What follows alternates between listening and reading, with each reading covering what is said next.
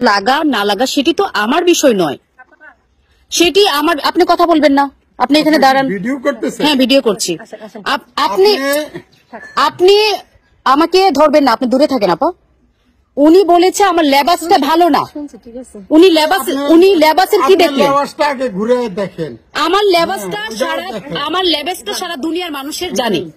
আপনি আমাকে কেন বললেন যে আমার লেবাসটা ভালো না? আপনি আমাকে বেয়াদব বললেন কেন? এটা জবাবটা আপনাকে এখানে দিয়ে যাইতে হবে। এটা জবাবটা আপনার এখানে দিয়ে যাইতে হবে। কেন আপনি আমাকে বেয়াদব বললেন? কেন আপনার পোশাক নিয়ে আমাকে কথা বললেন? আপনি আমার পোশাক নিয়ে কেন কথা বললেন? সেই অধিকার আপনি এখান থেকে যেতে পারবেন না। আপনি এখান থেকে যেতে পারবেন না। একটা দাড়িপাকা লোক একটা মেয়েকে অশ্লীল পোশাক পরেছে, এই জন্য বলেছে, মা তুমি পোশাকটা এভাবে কেন বললা, এ পোশাক কেন বললা? পাল্টা জবাবে মেয়েটা মোবাইল বাইর করে ভিডিও কইরা এরপর অকাত্য ভাষায় মুরব্বীকে গালাগালি করতেছে। আমার পোশাক নিয়ে আপনাকে কথা বলার অধিকার কে দিয়েছে?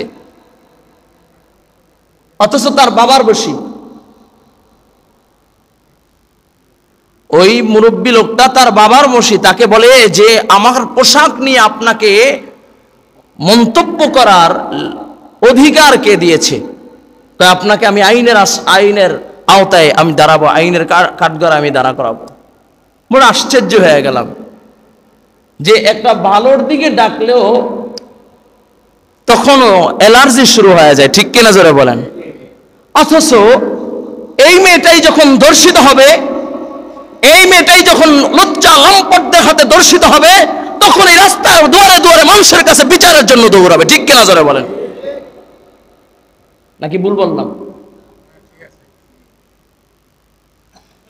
পোশাকের স্বাধীনতা চাই।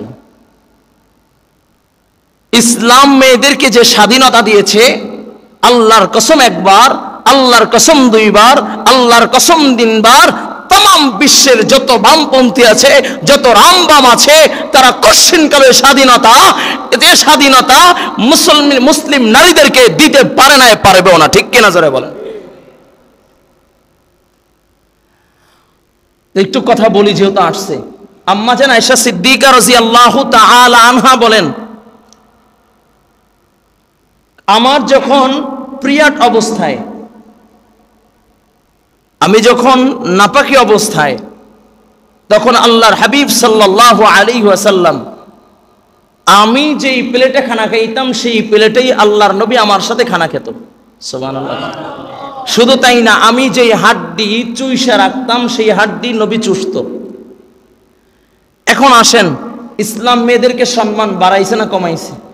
অথচ এই ঋতুস্রাব অবস্থায়, পিরিয়ড অবস্থায়, আইয়ামে জাহিলিয়াতে যখন আমার নবীকে আল্লাহ প্রেরণ করেছে, তখন ইন টোটালি প্রত্যেকটা পুরুষ মেয়েদের সাথে কথাবার্তা বলা, চলাফেরা বলা, খাওয়া দাওয়া বলা ইন টোটালি অফ করে দিতেন। তাদেরকে আলাদা একটা ঘরে রেখে দিতেন, তার স্বাধীনতা সব বন্ধ।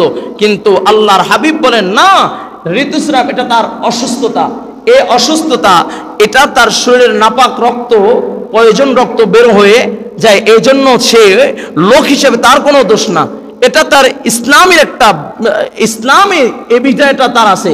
এমন কি বিধান কয়, পিরিয়ড হয়েছে নামাজ তার জন্য মাপ। সুবহানাল্লাহ। পিরিয়ড হয়েছে নামাজ মাপ। পিরিয়ড হয়েছে তার মানে স্বামী স্ত্রী মেলামেশা বেঁধে রেখে স্বামী স্ত্রী একত্রিত চলাফেরা, একই প্লেটে খাওয়া দাওয়া, একই বিছনায় ঘুমানো, একই বিছনা, একই প্লেটে একই গ্লাসের পানি খাওয়া, ইন টোটাল সব করতে পারবে, কোনো বাধা নাই। এই অধিকারটা কে দিয়েছে? ইসলাম দিয়েছে। আর আজকে বড় আশ্চর্য হয়ে গেলাম, বাবার বসে একটা লোক বলেছে, মা এই পোশাকটা কেন পরেছো? এই জন্য তার বিরুদ্ধে মামলা হয়েছে, তার বিরুদ্ধে অকথ্য ভাষায় তাকে গালিগালাজ করেছে, মোবাইলে ভিডিও কইরা জাতির সামনে তাকে হাও পরিপূর্ণ করতে চেয়েছে। আসলে জাতি তো ভালো মন্দ বুঝে, যতই ভিডিও এসেছে, যত কমেন্টস এসেছে, তার ভিতরে সবাই মুরব্বীর পক্ষেই সাপোর্ট নিয়েছে, ঠিক কিনা? তো যেই কথা বলতেছিলাম, এমন একটি জামানায় আমরা বসবাস করতেছি যেই সময় আগুন হাতে রাখা সহজ, ঈমান হাতে রাখা খুব কঠিন। শুধু তাই না, যেই সময় নেক কাজ করলে মানুষ আশ্চর্য হবে, গুনার কাজ করলে স্বাভাবিক মনে করবে।